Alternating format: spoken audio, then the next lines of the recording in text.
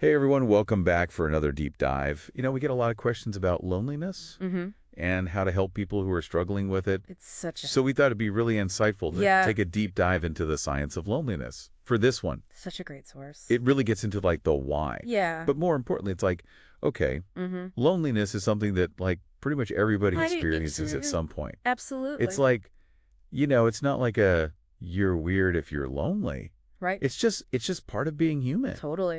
And I think that's one of the first things that this source really does well. Yeah. It normalizes it. Yeah, and I think what I really like about the way this source frames it is that it's not just like this negative emotion that we need to like avoid. Right. It's like a signal. Information. Yeah, it's information. It's telling us something. What's going on? Yeah. What's that about? Like maybe even an opportunity for growth. Absolutely. So one of the most fascinating things I think that this sort of talks about is like, it's not about the quantity. Totally. It's about the quality of connections. That's huge. I feel like for so long, so many of us have been like, yeah. Oh, if I just have a really packed social calendar. Or a ton of Instagram followers. Yeah, or tons of followers, then like I'm not lonely. Then I must be connected. Right, but the studies actually show that it's like those really close, meaningful relationships, even if it's just like a small handful, are what actually make the difference. Yeah. And I remember reading this one study. I can't remember all the details. Oh, yeah. But it was basically like people who had even just like one or two really close confidants were so much less likely to experience like chronic loneliness. Chronic loneliness. That's right. Exactly. And I think we've all, I know I have fallen into that trap of like, okay, I've got a busy social calendar, I'm out. Things are happening. But then you're like, but am I really connected? Yeah, am I really connected to these people? Yeah, and that brings us to another really important point that the source makes about self-connection. Oh, yeah. It's like you can be surrounded by people, but if you're not connected to yourself. To your own needs. Values, what you want. Your aspirations, then. It's still lonely. It's still lonely. You can feel really lonely. It's like you need that foundation. Within yourself. You need that solid ground under your feet before you can really like. Reach out. Branch out and connect with others in a meaningful way. And so this idea like loneliness being a teacher, which the source talks about a lot. Yes. One of the things that it can teach us is empathy.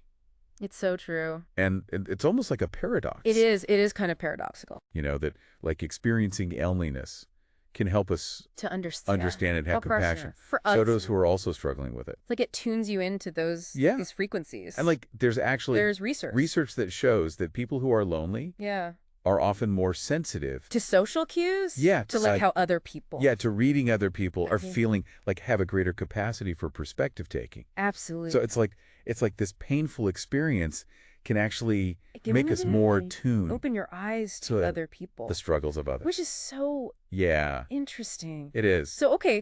Loneliness is like sending us this message. But what do we do? What do we do with it? Yeah, how do we actually take action? Right. And like build those? How do we go from understanding to action? Meaningful connections. That's the million-dollar question. Yeah. And the source really dives into some practical steps. Okay.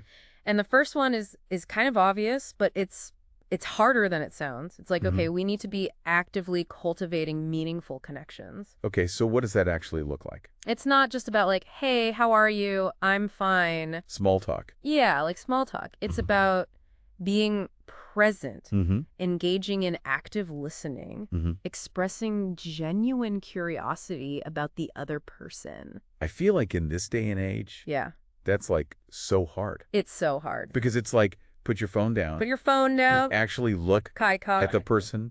Ask them questions. Be interested. Yeah, like actually be interested. Be there. Yeah, be present. Be present. Be in the moment. Totally. Yeah, it's a lot. It is. But it's like those little things. It's the little things. Yeah. And it's not just about forging new connections. It's also about nurturing the ones. We already have. Sometimes I am so bad at this. I think we all are. I'm like the worst at calling my mom back. I hear you. Oh, she's going to be so mad when she hears this episode. We all have those people. But it's true. It's so true. It's like we get busy. Life gets in the way. And we forget. And we forget to nurture. Yeah. To pay attention. To like water those plants. It's like a garden. You got to tend to it. And then there's this whole idea of community. Oh, yeah. This is huge. Which the source talks about. Yeah. Finding your tribe. Finding your people.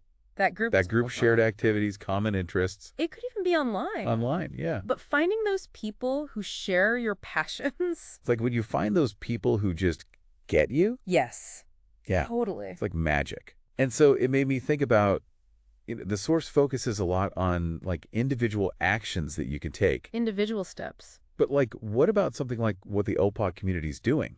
Oh, that's interesting. They're creating this whole platform for connection, Right. a space where people can share their experiences with loneliness, Yeah. find support. Like, do you think these insights That's a great question. can apply to something like that? I think absolutely. Yeah.